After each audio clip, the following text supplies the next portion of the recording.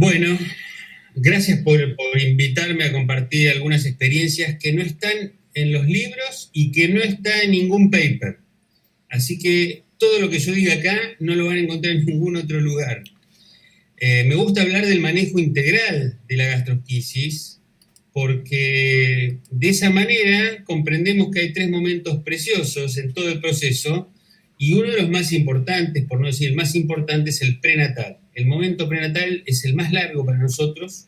Obviamente el postnatal lleva toda la vida del niño, pero el prenatal para nosotros lo tratamos con mucha delicadeza porque es el momento para nosotros más precioso, donde llega a nuestro consultorio la embarazada y lo que hacemos es llegar al diagnóstico final, porque muchas veces tienen onfaloceles o síndrome miembro-pared. No es problemático, ya hace 30 años se sabe muy bien la diferencia entre onfalocele y gastrosquisis. Sin embargo, esto sigue dando algún problema en muchos operadores porque ven en la ecografía como si fuera un onfalocele roto, o otros dicen, no, es una gastrosquisis que tiene todo el hígado afuera. Bueno, no, eso es un síndrome miembro-pared que tiene un 100% de mortalidad y es otra de las cosas, porque lo vemos, así nos han llegado ya 3 pacientes desde que estamos haciendo el manejo integral. Porque nosotros tenemos un consultorio multidisciplinario donde vienen estas embarazadas de 2 maneras, o referidas de otro centro, o que le hicimos nosotros mismos el diagnóstico. El equipo es un equipo interdisciplinario donde están todos los especialistas que en algún momento del proceso pueden ser requeridos, digamos, para la atención ya sea de la madre, del feto o del niño. Lo primero que hacemos en nuestro consultorio es mucha contención, quitarle esa mochila de piedras que tiene esa madre, explicarle que lo peor que le puede pasar a su hijo es tomar leche de fórmula, porque hay foros de padres y madres de bebés con gastrosquisis donde están permanentemente preguntando cuál es la mejor leche de fórmula, y todas estas madres o incluso abuelas van a ir a esos foros, aunque a nosotros no nos guste, igual van a ir y les va a venir el mensaje subliminal de que no pueden dar la teta. Entonces una de las cosas que hacemos es recordarle que somos bien mamíferos, todos nosotros somos mamíferos, y esta imagen la reforzamos en cada entrevista.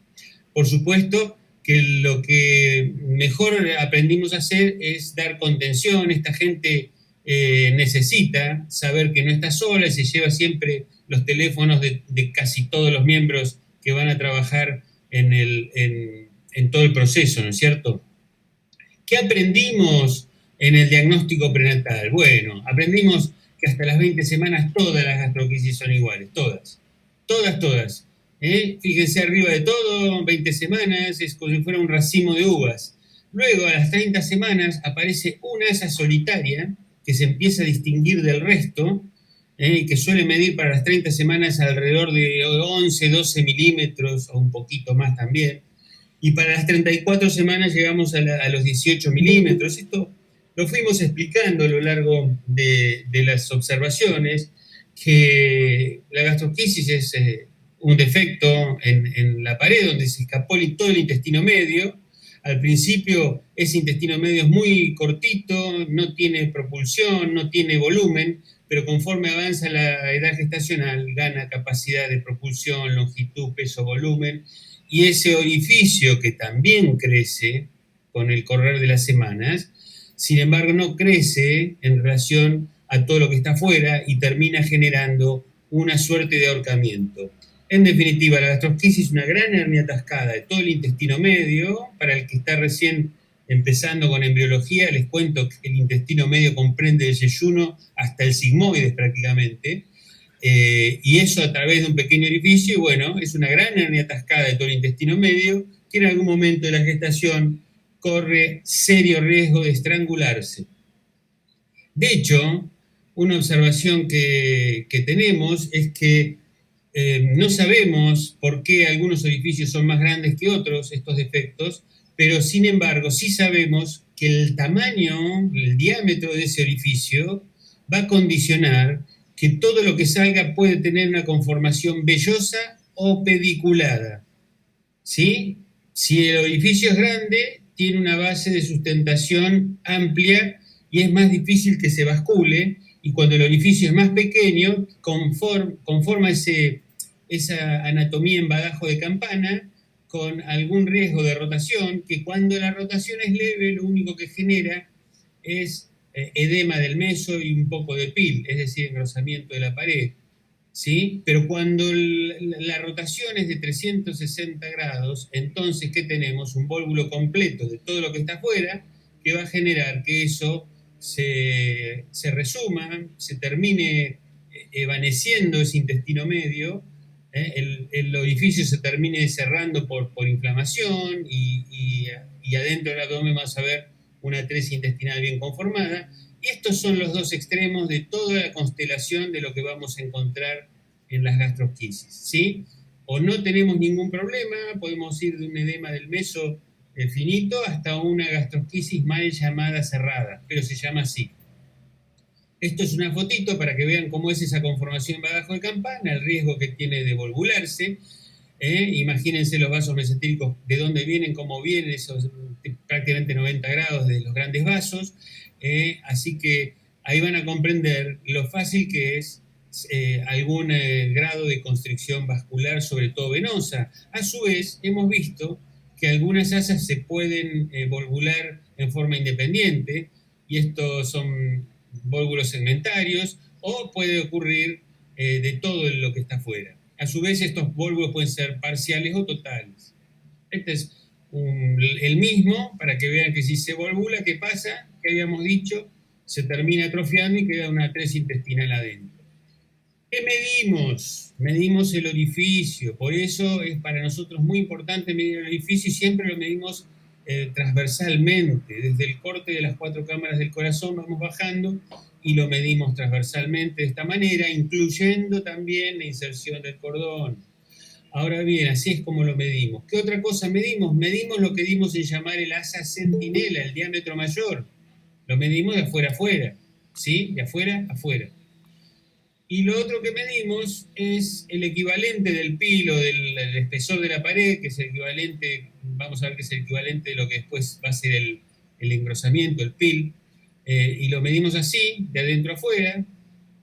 Y recordemos lo que es el PIL. ¿Qué es el PIL? No es otra cosa que un mecanismo de adaptación ante una noxa, en este caso una constricción vascular, y no es otra cosa que aposición de tejido conectivo enriquecido en vasos de neoformación, y esto tiene una traducción ecográfica, y sabemos que cuando ese grosor es igual o mayor a 3 milímetros tenemos PIL, y tenemos PIL de distintos grados. Podemos tener PIL en un grupo de asas, en todo el intestino, puede ser de 4 milímetros hasta casi de 5 milímetros hemos visto, y son una verdadera cáscara de naranja. Pero para mí es muy importante recordar el origen del PIL y de todos los daños. El origen de todos los problemas es la constricción vascular, porque en los libros todavía dice que es la irritación del líquido amniótico, y el líquido amniótico es agua bendita para el feto. Obviamente que si tiene bilis o meconio, esos son materiales que irritan la superficie de todo lo que esté afuera. Sin embargo, no estamos viendo el problema. El problema es vascular, la constricción vascular, y esto no me voy a cansar de repetirlo. Y así fue que, midiendo estos 3 parámetros, generamos lo que dimos en llamar el índice de reductividad, a partir de un punto de corte donde se va a reducir o no se va a reducir de acuerdo a la relación que hay entre los diámetros del asa mayor y del orificio. Sin embargo, para nosotros hoy es un marcador terapéutico el índice de reductibilidad, y lo usamos para saber, no solamente para saber si vamos a reducir o vamos a poner en un silo el intestino, y realmente es bastante fidedigno, muy fidedigno. No voy a hablar cómo lo generamos, eso hay una película en mi canal de YouTube que les pido por favor que se suscriban a mi canal y que vean esa película del índice de reductibilidad, porque incluso los conduce a una aplicación que lo calcula por ustedes y les da algún consejo también. Cuando generamos el índice de reductibilidad fue porque al principio usábamos, miren esa columna, no me gusta mostrar tablas en las presentaciones porque distraen, solamente miren esa columna, la columna del centro, la remarcada. Al principio usábamos el asa centinela de 18 milímetros para interrumpir los embarazos, porque había que saber cuándo había que interrumpir. Había mucha obsesión con eso. Y el asa centinela de 18 milímetros generaba que interrumpamos 34 o 35 semanas. Y la realidad que encontramos era que era muy fácil de reducir el intestino, y lo corrimos a los 20 milímetros del asa centinela, y nos quedó la misma sensación, ganamos una semana más. Sin embargo, dijimos, con el índice de reductividad vamos a saber bien cuándo lo vamos a poder reducir y cuándo no. Y al principio queríamos reducir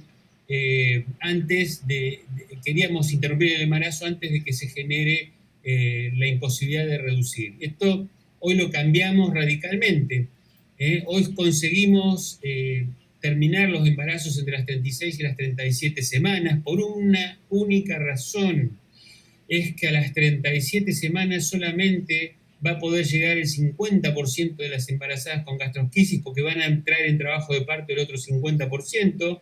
Hay un 30% que va a hacer trabajo de parto entre las 37 y las 38, y solamente una de cada 5 gastrosquisis, embarazadas con gastrosquisis, va a poder pasar las 38 semanas. Entonces, como somos un equipo muy cortito, con pocos cirujanos pediatras, no podíamos darnos el lujo de que venga a las 3 de la mañana de un domingo, de un sábado, con trabajo de parto esta mujer de 37 semanas por haber querido llegar a las 38. Por eso es que interrumpimos antes. Básicamente conseguimos que, midiendo la relación que hay entre el asa mayor y el defecto, multiplicando por el espesor, nos dimos cuenta que cuando da menos de 2,5 lo podemos reducir, y cuando da más de 3,5 ya sabemos que vamos a poner un silo. Les quiero mostrar cómo es el asa centinela y todas las dificultades que hay para medirlo, porque todos quieren medir el asa centinela. Cuidado que hay un asa centinela. El problema con el asa centinela, que lo vemos bien en esa foto, es el colon. Tiene otro color porque tiene meconio adentro, y como tiene meconio adentro, el meconio tiene otro peso específico diferente del líquido amniótico.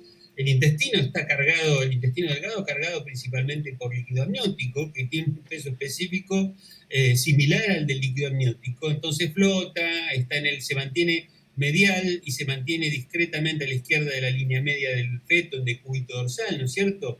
Pero el asa centinela se esconde, se escurre por el flanco derecho de ese feto, y ese es el truco que hay que saber.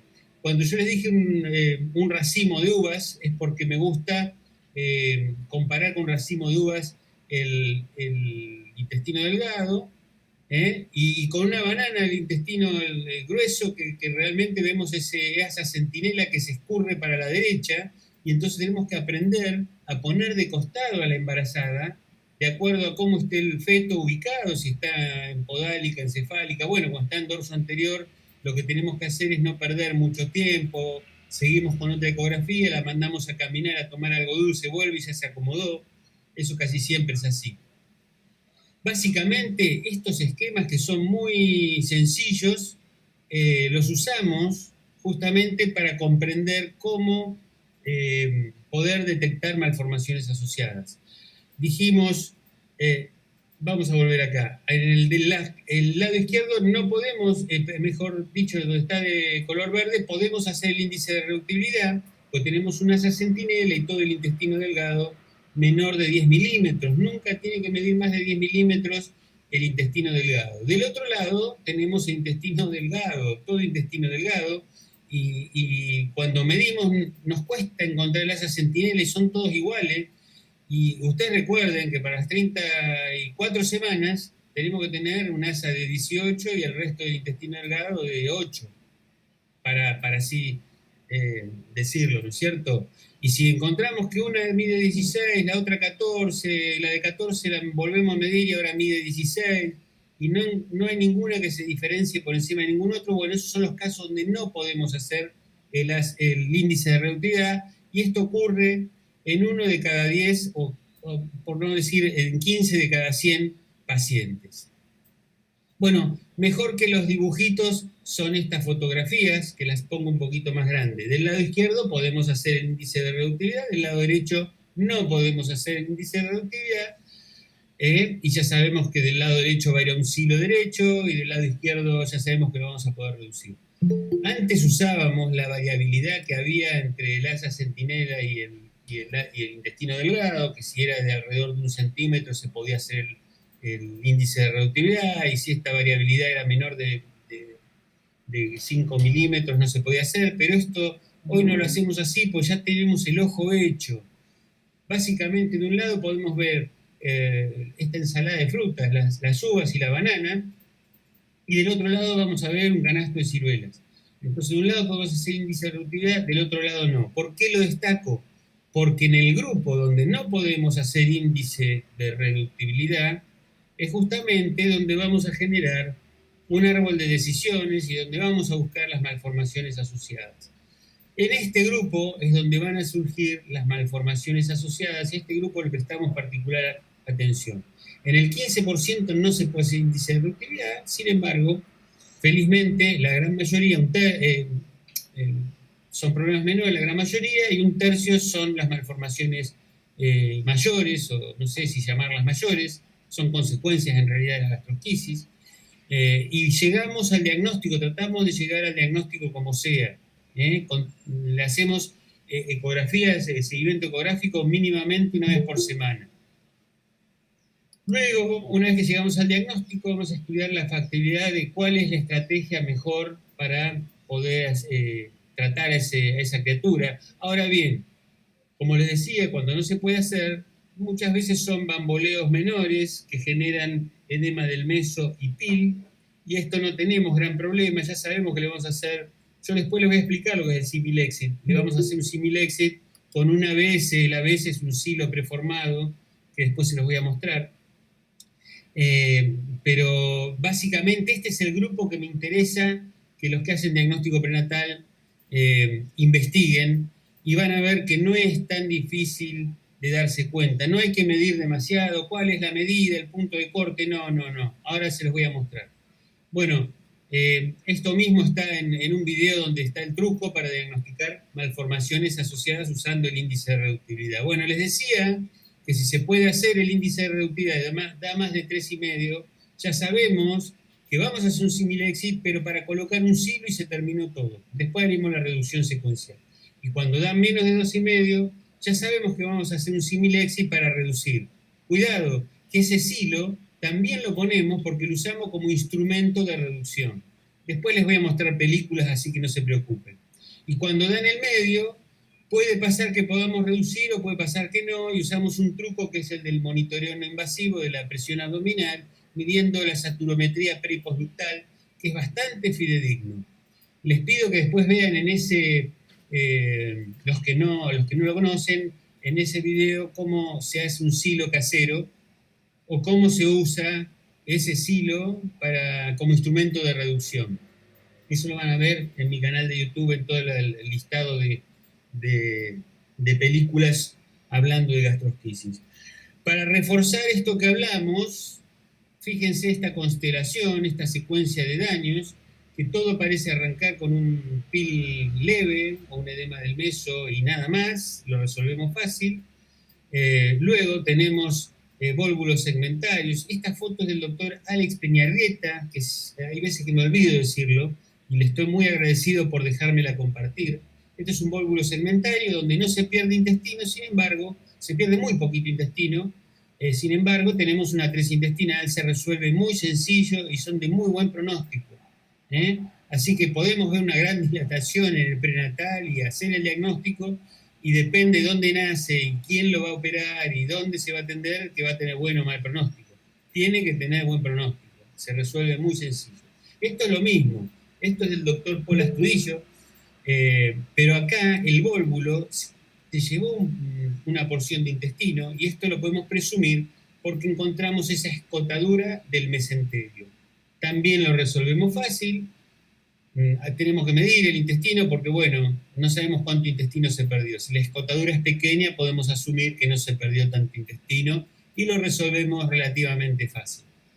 Luego vamos a tener a vólvulos parciales de todo lo que está afuera y va a generar una gastrosquisis encapsulada, así le dimos en llamar con el doctor Cristóbal Abello. Lo llamamos gastrosquisis encapsulada. Se estaba volvulando y parece que es un mecanismo de defensa, de adaptación, el tejido conectivo se engrosó por demás para no permitir que se complete ese vólvulo, y entonces ahí vamos a tener intestino, seguramente parte del intestino medio que se ha salvado, pero adentro del abdomen vamos a encontrar una gran atresia intestinal. Y esto es el más temido de todos, no tenemos solución hasta la fecha, puesto cuando el vólvulo se completa se pierde todo el intestino medio, y lo que hay adentro del abdomen para unir es el primer asa yeyunal o el segundo asa yeyunal con el sigmoide. El resultado es un intestino ultracorto, es lo más temida de las complicaciones, felizmente es menos del 2% de lo que está reportado, pero realmente da mucha impotencia, porque lo único que podría salvar a estos pacientes es una intervención fetal antes de las 30 semanas, alrededor de las 25 semanas, porque esto lo que sí vemos es que ocurre entre las 25 y las 30 semanas. Eso sí, pues ya tenemos varios. Es más, yo ahora tengo una paciente que está con este problema y que llevamos ya 2 semanas del diagnóstico y hoy tiene 31 semanas. Bueno, ese dibujito que usamos, que uno dice, ¿para qué son esas bolitas? Bueno, para poder hacer este trabajo. Fíjense que cuando el intestino tiene esas separaciones blanquecinas, ahí podemos asumir que hay edema del meso, todo eso blanquito. O cuando tenemos un asa centinela, mal llamada centinela, porque la diferencia no es de 1 centímetro, sino que es mucho más grande, cuando tenemos dilataciones de 25 milímetros a las 25 semanas, fírmenlo, se lo firmo yo, es una atresia intestinal. Es una atresia intestinal. Acá tienen una foto de un asa realmente con una atresia intestinal, es la clava le llamamos al segmento ciego dilatado con forma de pera. Y si medimos el resto del intestino, que es intestino delgado, van a ver que mide más de 10 milímetros. Ahora bien, también tenemos que poder detectar quistes mesentéricos. Los quistes mesentéricos ocurren en el espesor del mesenterio, así que ahí lo vamos a encontrar. Son relativamente mediales, vamos a ver asas intestinales seguramente con la pared engrosada. Y esto hay que no confundirlo con la vejiga, que también es medial, pero no está rodeada de asas. Esto es un quiste mesentérico. Fíjense cómo está el resto del meso y cómo está el intestino. Este es un bebé que recuerdo que estábamos empezando con la técnica Similexit y teníamos criterios de inclusión y exclusión, y lo excluimos, lamentablemente, porque hoy no lo excluiríamos, iría a un Similexit igual como van todos. ¿Qué pasa cuando encontramos esas dilataciones intraabdominales? Bueno, llamémoslas por su nombre. Hay una atresia intestinal. Hay una atresia intestinal, porque adentro del abdomen tenemos que ver estómago, yeyuno, estómago, duodeno y 1 o 2 rulos de yeyuno, porque el resto escapó por el orificio. Cuando vemos mucha dilatación de todo, es porque hay una atresia intestinal. Y si la atresia intestinal está confinada al interior del abdomen, cuidado que hubo seguramente un problema en la salida de los vasos mesentéricos. Así que, ¿qué tenemos que hacer? Mirar muy bien lo que está afuera. Queremos saber dónde está el cordón y dónde están los vasos mesentéricos para saber si hay esperanza de vida para lo que está afuera. Este sería el caso. Fíjense, una atresia intestinal intraabdominal, lo que está afuera, y vasos mesentéricos que llevan y traen sangre, es decir, hay una esperanza de vida para ese intestino que quedó afuera. Casos especiales, bueno, el estómago es normal que salga por el orificio. Nos ponemos contentos porque para que salga el estómago es porque el orificio es más grande. Y como yo les decía, cuanto más pequeño el orificio, más riesgo de complicaciones. Sin embargo, hay veces que el orificio no es tan grande y el estómago, sale una porción de estómago y después se termina estrangulando el estómago. Y el problema no es el estómago, porque el estómago es muy resistente y tiene mucha circulación diferente al resto del intestino. El problema es que comprime a los vasos mesentéricos de la misma manera que en una hernia inguinal atascada se comprimen los vasos espermáticos por el intestino. Bueno, acá el estómago comprime los vasos mesentéricos. Entonces, tenemos que ver que si esta salida, como lo estamos viendo aquí, es una salida laxa, todavía podemos esperar, pero ahí sí estamos muy atentos y empezamos a mirar bien los vasos mesentéricos. Y acá tenemos el caso, cuando ya queda fijo y con esa conformación en reloj de arena, y ahí ya no queremos esperar más, porque ahí sí podemos interrumpir el embarazo para salvar al intestino, porque puede generar muchísimo daño. Bueno, el caso de la vejiga no tiene ningún problema.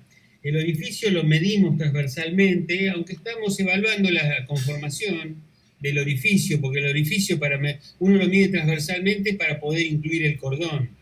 Como yo les decía, el cordón nos regala todo su espacio de la gelatina de Wharton a la hora de reducir. Por eso lo medimos transversalmente para incluirlo. Sin embargo, no podemos hablar de diámetro porque no son circunferencias perfectas, ¿sí?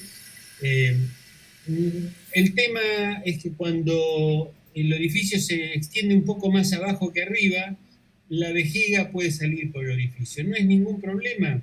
Es como cuando sale el estómago, no tiene que tener problema. Pero cuidado que muchas veces la vejiga sale absolutamente toda y lo que sí tenemos que mirar es que se vacíe correctamente, porque ya nos ha pasado, felizmente estando atentos a este criterio, nos ha pasado de que se genera una obstrucción a la salida, una verdadera obstrucción de la vejiga que adquiere una conformación de una angulación como si fuera un vólvulo, un hemivólvulo, y empezamos a ver oligoamnios, como ocurre en este paciente que estoy mostrando que no tiene líquido amniótico. Fíjense cómo está pegadito el feto a la placenta, y eso fue un criterio de poder sacar enseguida e interrumpir ese embarazo. Esta foto no es mía y no puedo dar crédito porque no me recuerdo de quién es, pero para mostrar una vejiga afuera, en un caso que no tiene ningún tipo de importancia, porque este paciente no tenía oligoamnios. Si tiene la vejiga afuera es porque el orificio no es estrangulante, digamos. Bueno, no sé si alguien estuvo atento, pero cuando yo mostré todas estas imágenes, había además un quiste mesentérico que estaba ahí cuando estaba mostrando lo que es el edema del meso. Bueno, tenemos varios quistes mesentéricos acompañando las gastrosquisis en nuestra casuística. Y por último, en esta constelación de diagnóstico prenatal y de patologías asociadas, mostrar que el problema de la gastrosquisis cerrada, mal llamada cerrada, algunos creen que todavía que el orificio se cerró y amputó como una guillotina lo que está afuera, y el verdadero problema, cuando observamos un poquito, es el vólvulo. Todos tienen el tornado, el twist, el pie de vólvulo a la salida del intestino.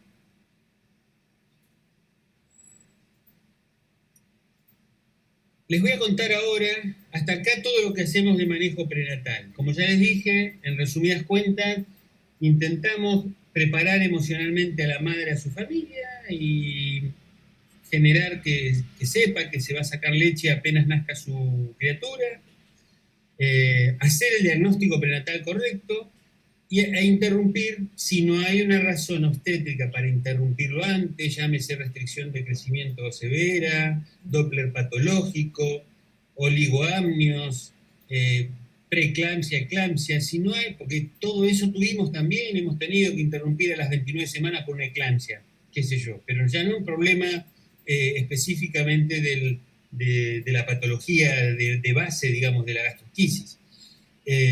Una vez que tenemos todo listo para que el bebé nazca, yo les voy a mostrar una experiencia de 15 años de cómo trabajamos en este momento. Todo empezó en el 2005, analizando que nos iba muy, pero muy mal. Tan mal nos iba que nos dio una suerte de un complejo de inferioridad, y hasta que revisamos cómo le iba al resto de Latinoamérica, Digo Latinoamérica porque somos los principales productores de gastrosquisis, o no teníamos en ese momento interrupción voluntaria del embarazo. Y habíamos visto que al resto le iba igual o peor que a nosotros, el diagnóstico prenatal era incipiente, pero no servía absolutamente para nada, solamente sí, para decirle a la mamá, avisarle que le iba a ir muy mal, y nada más. Y mirando cuál era el problema principal, parece ser que la sepsis es el problema principal, es el enemigo a tratar.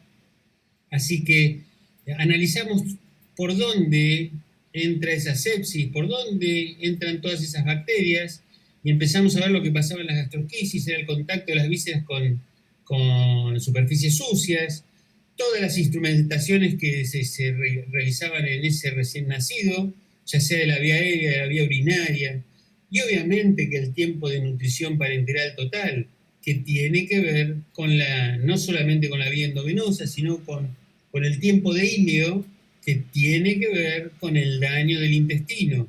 No solo el daño generado adentro del útero, sino el que le agregamos cuando una vez que nace esa criatura. Fíjense, esto es lo que no queremos que pase nunca más. Este es un bebé que nace, nos ponemos guantes para protegernos, pero ¿qué pasa? ¿A dónde toca ese intestino? Cualquier cosa toca, y hay mucha superficie de implantación de bacterias. Además hay pérdida de calor, pérdida de humedad, insuflación de aire con mecanismo valvular, como les decía, superficies sucias que tocan el intestino, bamboleo mesentérico, sufrimiento vascular. Imagínense todo ese intestino que está inflado además con aire a través de un pequeño orificio. ¿Quién lo va a reducir? Y si nos remontamos a 20 años atrás, donde teníamos el sesgo de que a los que a los que se le hacía reducción primaria les iba mejor que a los que iban a asilo, entonces teníamos el sesgo y intentábamos a ultranza reducir ese intestino. Imagínense ese intestino para reducirlo. ¿Podemos reducirlo? Sí, pero con mucho desgarro seromuscular, con muchos días de respirador y de relajación eh, de becuronio, de succinilcolina, etcétera, etcétera, etcétera. Es decir, condiciona una cirugía con mayores incisiones, más tiempo de anestesia, relajación, daño no cuantificado ni no cuantificable, que cuando los cirujanos queremos reducir todo eso a presión, algún desgarro vamos a generar. Eso había que cambiarlo y nos inspiró una recomendación que por el 2005 daba la vuelta al mundo, que durante el parto teníamos que dejar el cordón abierto algunos minutos porque eso traía una serie de beneficios comprobados. Entonces nos ocurrió a nosotros ir con el obstetra, con el grupo de obstetras, un neonatólogo y quien les habla, año 2005, noviembre, una paciente bien controlada, y se nos ocurrió ponernos al lado a ver qué iba a pasar, porque dijimos, bueno, para cambiar esto, que el intestino no toque nada sucio, tenemos que reducirlo enseguida. Además, el beneficio adicional va a ser que no se va a insuflar con aire, porque va a llorar un poquito, pero bueno, le vamos a poner una tetina con sucrosa o sacarosa, un chupón pacificador, también llamado en otros países, y vamos a ver qué pasa. Hicimos ese intento, ningún gesto irreversible, porque todos éramos gente de alguna experiencia manejando recién nacidos, nada de lo que íbamos a hacer era irreversible, así que podíamos dar marcha atrás en cualquier momento del procedimiento, y esto es muy importante que se los pueda aclarar. ¿Y qué hicimos? Una extracción muy delicada para que dure el cordón latiendo. Muy delicada la extracción de la criatura, justamente para que no se desprenda enseguida de la placenta y nos dé algún tiempo de cordón latiendo y llevando oxígeno a ese recién nacido o feto, si todavía está unido al cordón, y de esa manera nos permita trabajar. Y la sorpresa que nos llevamos, bueno, lo único que hacíamos en ese momento era el monitoreo del cordón a cargo de uno de los obstetras y reducíamos con pinzas desnudas todo el intestino y descubrimos que era fantástico, era mucho más fácil de reducir, mucho, mucho más fácil de reducir. En ese momento ahí sí clampeábamos el cordón y le dábamos unos puntos al defecto, cosa que ya no hacemos más. Mis jefes de aquella época me preguntaron, me dijeron, Javier, pero entonces hiciste un exit. No sé si saben lo que es el exit, pero la verdad que ni se me había ocurrido que habíamos hecho un exit. A lo que contesté, no. El exit fue un desarrollo del doctor Michael Harrison para revertir una oclusión de la vía aérea, y eran pacientes que tenían que ir de los muslos de la madre, tenían que pasar a un respirador, y yo justamente lo que quería era no invadir a ese recién nacido, que no vaya al respirador, que era lo que conseguimos, que era la primera vez que conseguíamos que un bebé vuelva operado a la sala de neonatología sin necesidad de un respirador, ni de sondas. Sonda nasogástrica sí, como vamos a ver, sonda le ponemos, pero no urinaria. A lo que les dije, no, un exit no hicimos porque el exit lleva anestesia general y relajantes superinos. Y como nosotros no usamos eso, a lo mejor hicimos un símil exit y quedó ese nombre. Y así fue que lo presentamos al mundo cuando reunimos los primeros 4 casos. Y pasaron los años y nos invitaron a llevar esta técnica. En este caso en la foto estoy en Colombia, invitado por mi amigo Cristóbal Valabelio y acompañado por mi amigo Carlitos Segura. Pero bueno, recorrimos varios países mostrando lo que estábamos haciendo. Seguimos viendo que se podía replicar con los cuidados adecuados, se podía replicar en muchos centros de salud y con mucho éxito este procedimiento. Y seguimos compartiendo, cada vez conseguíamos una mejora en todo sitio donde nos invitaban a compartir nuestras experiencias. Lo cierto es que yo ahora les voy a mostrar que justamente nada de lo que hacíamos al principio estamos haciendo ahora. Entonces, les voy a resumir 15 años en un video cortito. 2005 reducíamos todo con una pinza desnuda y solamente con una tetina con sucrosa y con monitoreo del cordón. Después incluimos el remifentanilo y el monitoreo de oxígeno con un saturómetro en la manito, que van a ver ahí el neonatólogo tratando de poner el saturómetro en la manito derecha. Y protegimos las pinzas, aprendimos a trabajar con pinzas protegidas con puntas de silicona. Luego, en el 2014, nació este silo que es fantástico, se llama ABS, y dejamos de exponer a la presión de las pinzas al intestino, y nos dimos cuenta que podíamos reducir a través de este silo, y podíamos reducir todo el intestino mucho más sencillo, mucho más rápido, y si no se podía reducir, ya quedaba el silo puesto. Y aprendimos con el índice de reductibilidad que aquellos que no se iban a poder reducir, lo único que hacíamos era poner ese silo ABS con la técnica Similexit, evitar que se vaya un respirador,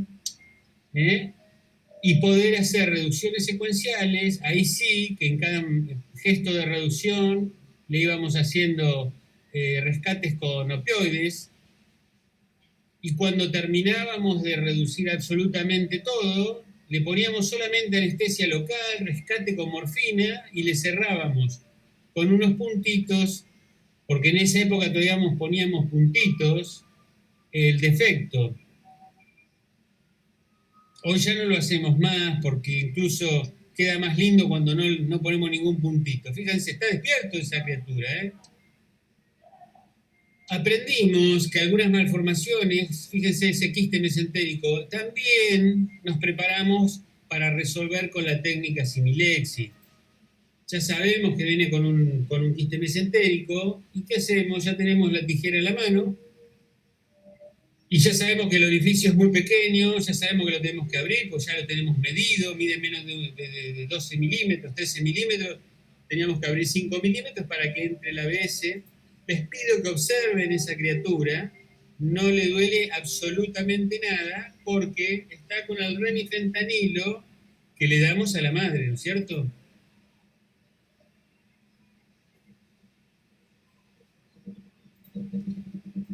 Internet, no me dejes ahora.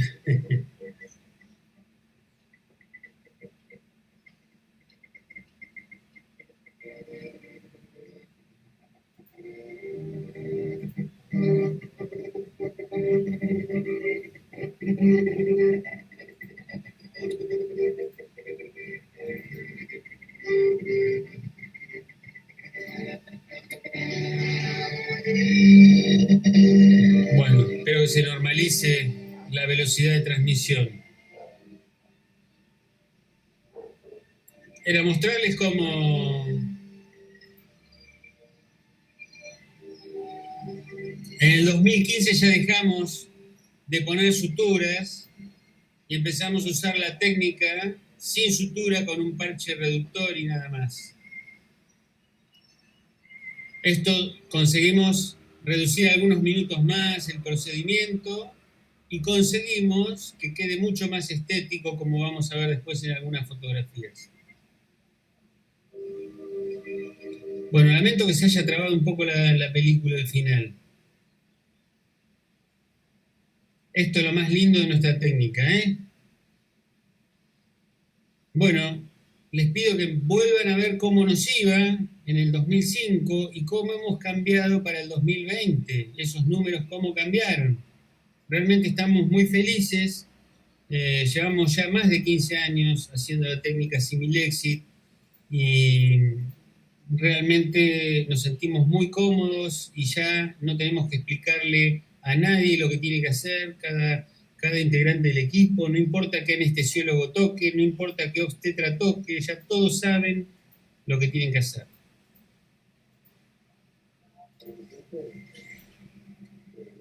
Bueno, fíjense, 4 días, no recuerdo si eran 4 o 5 días, no hay sonda, respirando aire ambiente, 97 la saturación, siempre la saturación al piecito. Bueno, tenemos protocolos de seguimiento en el posoperatorio, pero básicamente, una vez que reducimos todo el intestino, siempre dejamos un catéter central. Y siempre no queremos subestimar la necesidad de nutrición parenteral. Si bien la tenemos que revisar, lo mismo que el manejo de los antibióticos, tratamos de evitar los opioides para que no hagan apneas y no necesiten ni ir a bolseo ni ir a respirador, sino que usamos drogas no esteroideas, ¿sí? Antiinflamatorias no esteroideas.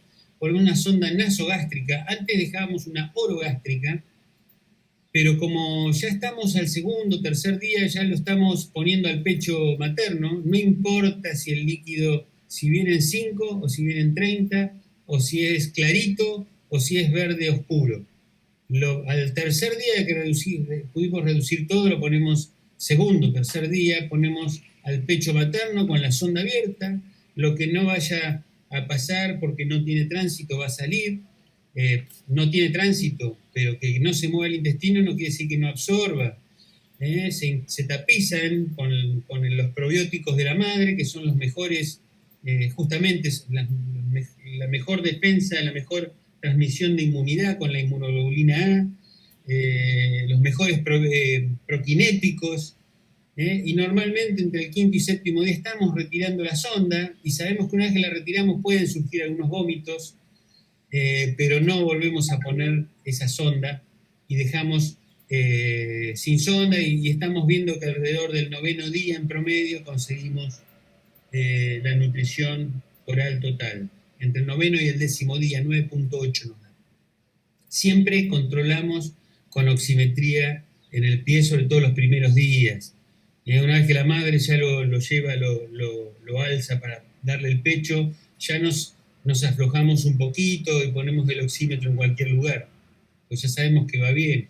A la izquierda van a ver que está mamando con la sonda abierta y a la derecha ya sin sonda, ese es un bebé al 6º día tomando la teta, que para nosotros es fantástico. Bueno, cuando tiene silo, no miren esta placa, no la lean porque es lo mismo, es exactamente lo mismo. Tomamos el momento de la reducción, que puede ser entre el 3º y el 6º día, la reducción total, pues hacemos reducciones secuenciales que acá puse entre el 2º y el 5º día, pero puede ser el 6º día también. conseguimos la reducción total y volvemos. La reducción total es como el primer día del que redujimos en forma primaria. Lo que siempre hacemos es estimular, arrastrar un tapón de meconio que puede quedar en el colon izquierdo, y esto lo hacemos con un enema si no tiene deposiciones espontáneas al quinto o sexto día de que ocurrió la reducción primaria. Así que siempre lo ayudamos con enemas de suero tibio. Luego aprendimos con el manejo de parche sin suturas, aprendimos a no preocuparnos por las secreciones que salen, y este paciente, fíjense bien la foto de la derecha, fíjense bien, porque es este mismo paciente. Este paciente ya lleva un poquito más de 5 años de nacido, jamás recibió anestesia general ni un punto de sutura. Entonces, y no hizo ni siquiera una hernia de ombligo. Para nosotros fue fantástico. Igualmente, a los que tengan muchas hernias de ombligo, les quiero contar que nosotros también tenemos muchas hernias de ombligo, porque el 30 al 40% de todos estos pacientes empiezan con una hernia de ombligo a partir del segundo mes. Ya sea los que cerramos con sutura, como los que cerramos sin sutura. La diferencia es que sin sutura queda mucho más estético, pero no es que sin sutura van a tener ni más ni menos hernias que con sutura. Realmente no hay una gran diferencia que sea importante. Le ponemos lo que dimos en llamar parche reductor, empujamos el intestino hacia adentro. En este caso, cuando es muy grande, pusimos una tetina siliconada con un parche autoadhesivo arriba, y conseguimos que esa gran hernia gigante se cierre a los 3 meses.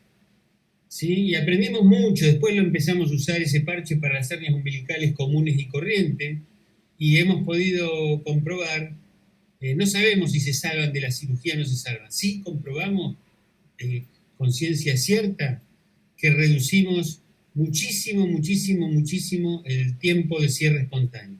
En estos casos, cuando son hernias pequeñas, les diría que en 4 o 6 semanas prácticamente se termina el problema. Y en esta, el de la derecha, que fue una hernia enorme, les recuerdo la hernia enorme que fue, perdón.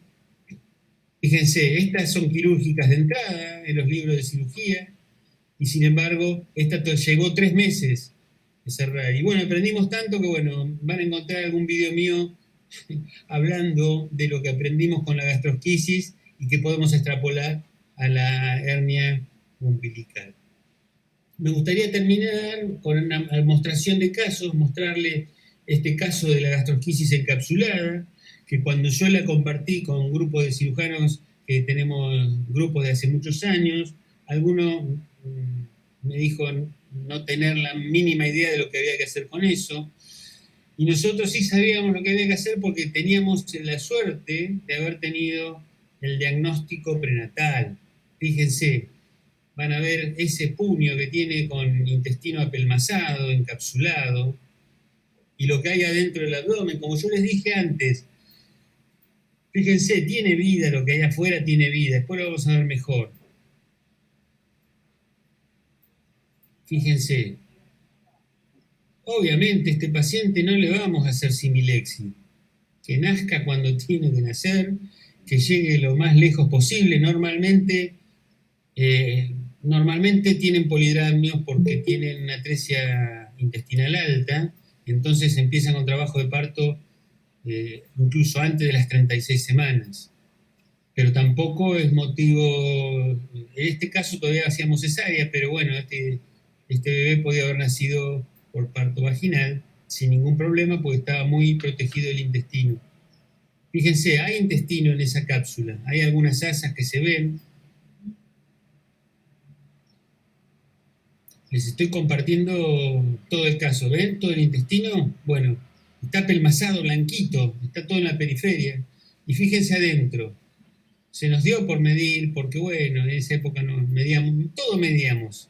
Para algo nos iba a servir, pero después nos dimos cuenta que haciéndonos el ojo ya sabíamos que eso era una atresia intestinal. Y cuando vemos la carita, bueno.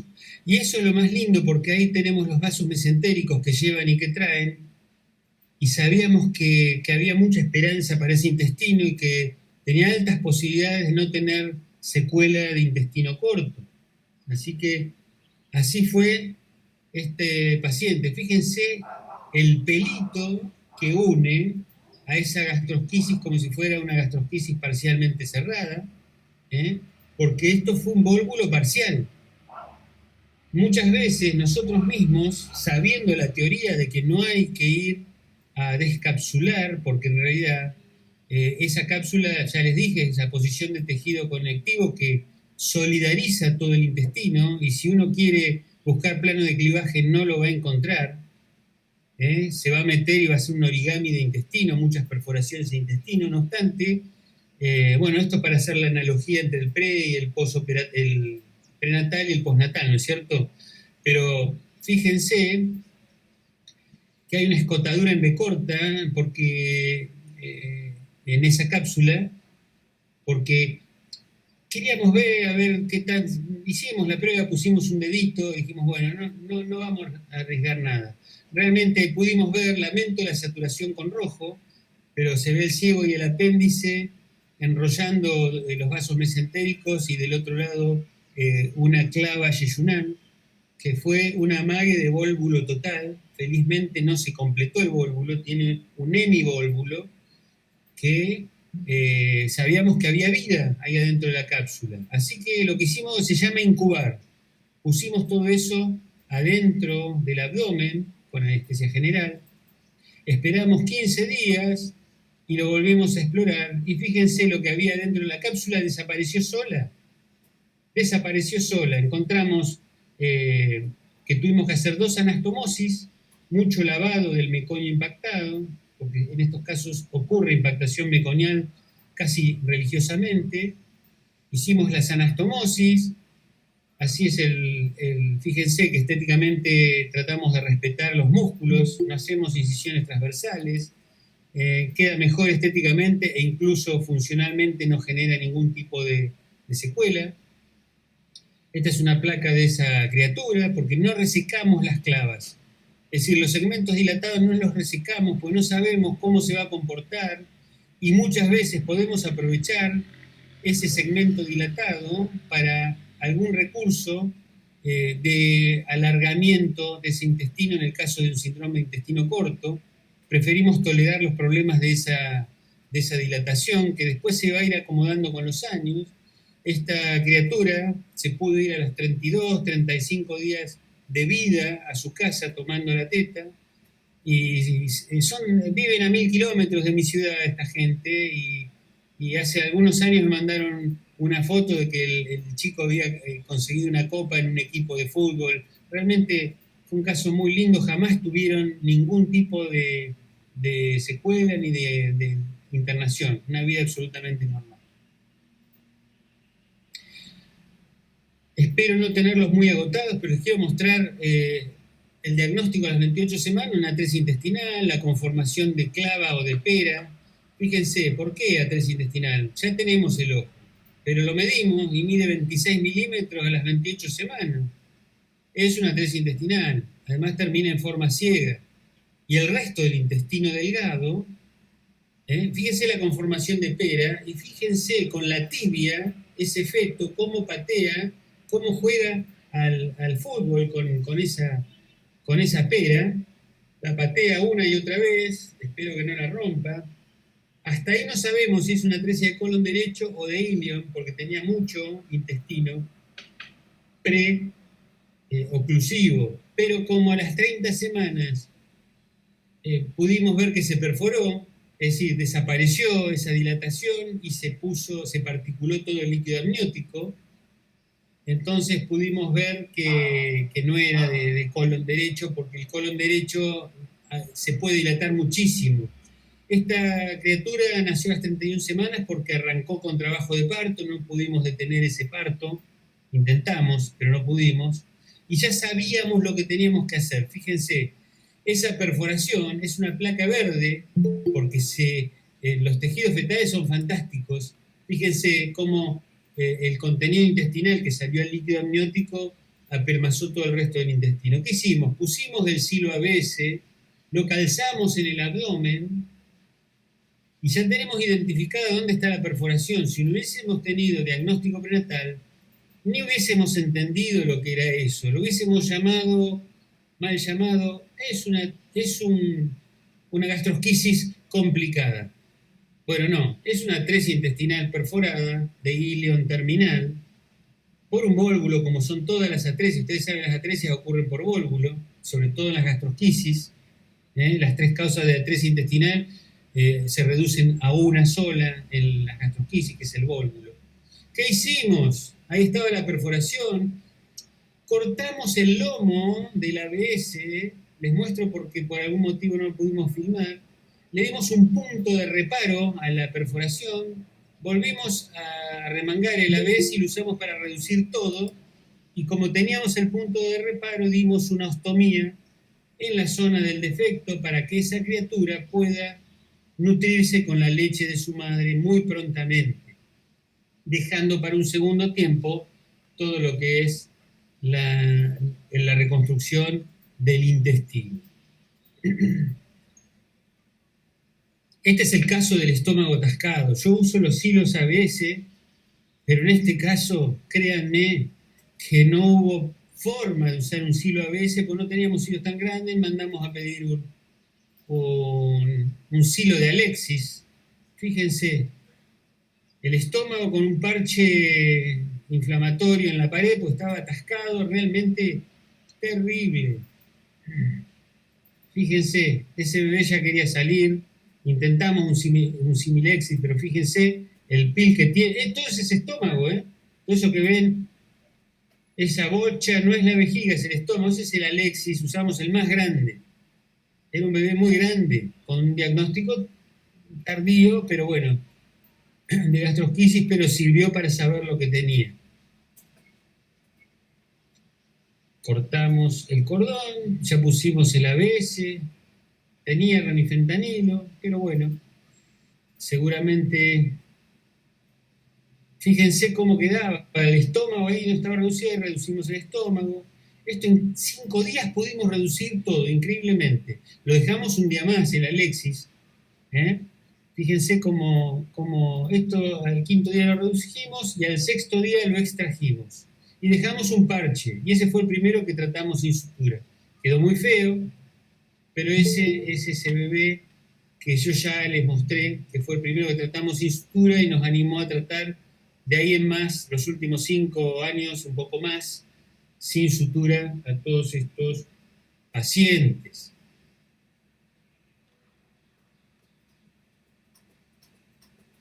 Bueno, este paciente, además del quiste mesentérico, tenía una atresia de intestino. Teníamos también la estrategia de lo que teníamos que hacer. A ver si lo puedo adelantar el video un poquitito. Lo adelantamos un poquitito. Fíjense, tenía una atresia intestinal, hicimos una anastomosis. Obviamente le pasamos líquido distal para ver que no tuvo una atresia adicional. Había algún edema del meso, pero como la obstrucción intestinal había sido fundamentalmente intraabdominal, tenía estirado el abdomen y todo eso pudo ser reducido con el silo ABS sin ningún tipo de inconvenientes. No lo pudimos filmar porque quedamos, está con una cámara, no estábamos preparados porque nació de urgencia este bebé, empezó con trabajo de parto 3 días antes de lo que tenía programado, así que no estamos tan preparados, así que nos quedamos sin batería, pero bueno, pusimos de vuelta el ABS para reducir todo el intestino, evitando el uso de pinzas. Esa es la criatura,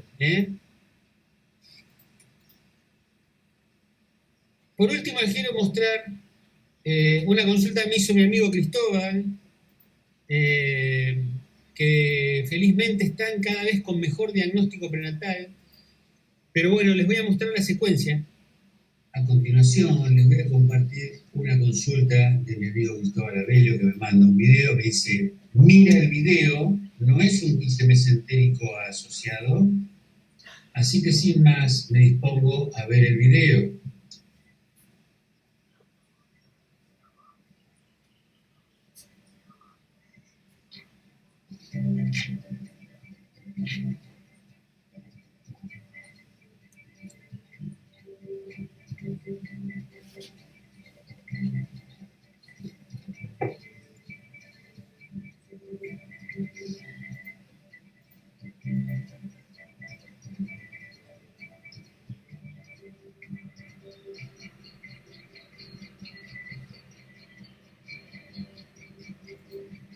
El quiste mesentérico es el contenido negrito, clarito, y lo ves en el espesor del meso, a tal punto que muchas veces tenés que ver si no es la vejiga que está excluida, porque suelen ser irremediables. Esto no es un quiste mesentérico. En ese corte no veo la conformación entera, pero bueno, por las ecografías anteriores veo que es el intestino, que como está tan redondito, en ese corte no lo puedo ver, pero por las ecografías anteriores ya sé que es el intestino, es una clava intestinal.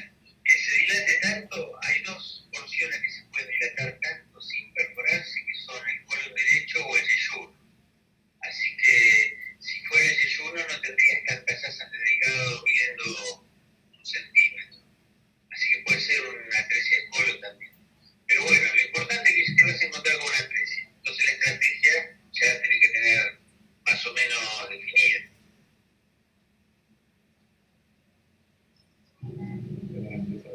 Una gastrosquisis compleja, en la cual aquí tenemos el estómago de canal glacial, el estómago de canal glacial, intestino delgado, aquí hay intestino delgado y aquí termina. Aquí vemos la válvula ileocecal del apéndice, vemos el apéndice, acá donde, aquí está el apéndice, es una atresia de colon, Acá tenemos entonces el microcolon, que debería ir junto con eso. Microcolon que sigue por aquí hasta el dedo. Este es el caso que vimos ecográficamente previamente. Y se está terminando de dar la contraformar con sus ampulas, pero hicimos una completa de todo. Bueno, ahora sí estoy para despedirme y les quiero contar que hay un curso de gastrosquisis online gratuito que está en mi canal de YouTube, lo van a ver. Solamente me tienen que buscar, encontrar, suscribirse, y no tengo más que palabras de agradecimiento a todos los que fueron capaces de escucharme hasta el final. Estoy, no sé cómo estamos con los tiempos, pero muy encantado de poder haber compartido todas estas experiencias. Gracias al doctor Luis por invitarme.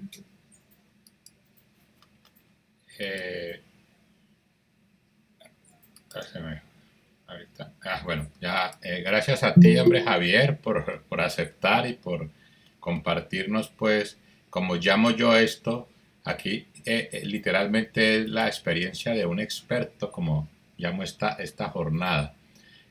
Yo tengo como dos inquietudes, así como desde la perspectiva obstétrica, y es con qué frecuencia hacen controles ecográficos, pues una vez hacen el diagnóstico, y la vía del parto. O sea, digamos que hay esta estrategia del Simil Exit y entendí que hay un grupo grande, hay una incidencia de parto prematuro muy alta, como casi la mitad terminan naciendo prematuramente. Entonces, esas dos cositas, ¿cómo las manejan?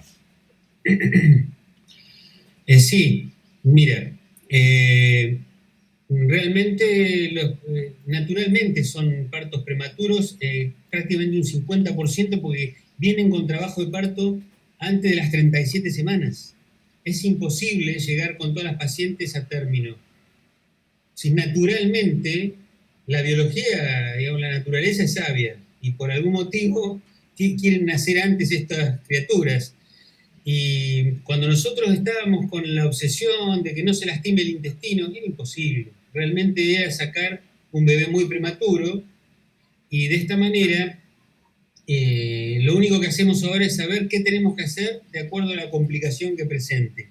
pero no ir a evitar nada. Para eso va a estar dentro de algunos años, ojalá que lo podamos ver, la cirugía fetal. Estoy convencido que la cirugía fetal va a ser un camino para estos pacientes, para un grupo reducido de pacientes, sobre todo cuando haya mucha manualidad en cirugía fetal, porque antes de la cirugía laparoscópica, me acuerdo que se decía, no, la atresia de esófago no se puede hacer por laparoscopia. Hoy es la vía de elección de hacer una atresia de esófago por vía toracoscópica.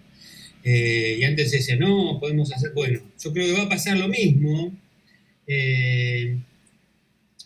absolutamente lo mismo con la gastrosquisis. Nosotros no podemos llevar más allá de las 37 semanas, porque ya tenemos mucha experiencia de pacientes que quisimos pasar las 37 semanas y nos llega el sábado a la noche con trabajo de parto, y estamos, para que usted se dé una idea, ahora somos un grupo importante, tenemos un servicio de cirugía pediátrica, somos 5 en total, para cubrir todos los días.